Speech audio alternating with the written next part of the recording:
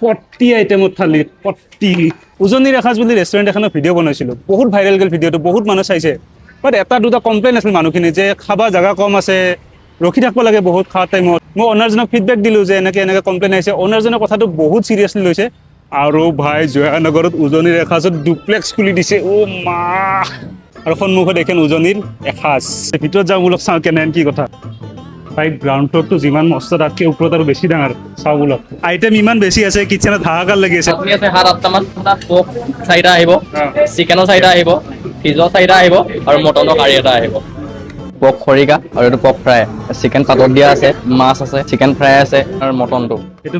main এইটো main crazy थाली crazy 1 2 3 4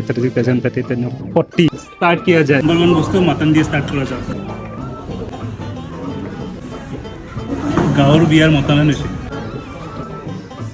moment of truth গাহৰি